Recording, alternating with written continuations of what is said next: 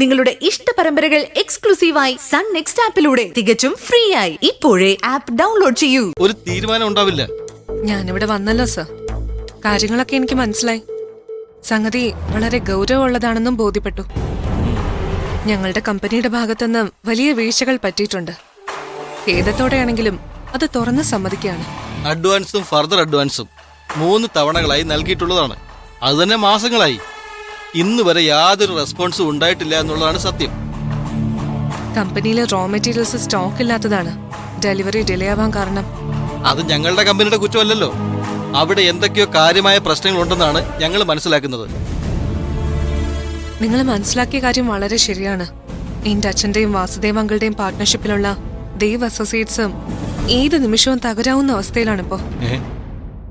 ഈ അവസ്ഥയിൽ നിന്ന് കരകയറണമെങ്കിൽ വലിയ കഷ്ടപ്പാടുകൾ സഹിക്കേണ്ടി വരും.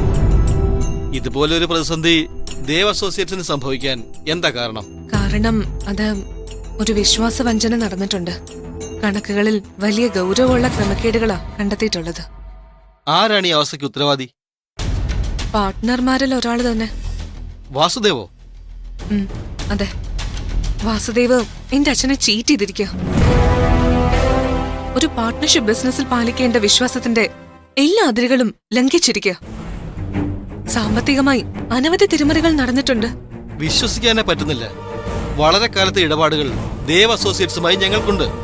ഒരിക്കൽ പോലും ഇങ്ങനെ ഒരു സ്ഥിതി ഉണ്ടായതായി ഞങ്ങളുടെ അറിവിലില്ല. ഇനി ഏതായാലും ബോർഡ് മീറ്റിംഗ് കൂടി ഒരു തീരുമാനം ഉടൻ എടുക്കേണ്ടതുണ്ട്. ദേവ് അസോസിയേറ്റ്സിലെ പ്രശ്നങ്ങൾ ഞങ്ങളുടെ കമ്പനിയെ ബാധിക്കാൻ പാടില്ല. നിങ്ങൾ കൊടുത്തിരിക്കുന്ന അഡ്വാൻസ് തുക വളരെ വലുതാണെന്ന് എനിക്കറിയാം. ഇപ്പോഴത്തെ അവസ്ഥയില് റോ മെറ്റീരിയൽസ് ഡെലിവറി ഉടനെ ഒന്നും നടക്കുമെന്ന് തോന്നുന്നില്ല. കൊടുത്തിട്ടുള്ള അഡ്വാൻസ് തുക തിരിച്ചു കിട്ടണമെങ്കിൽ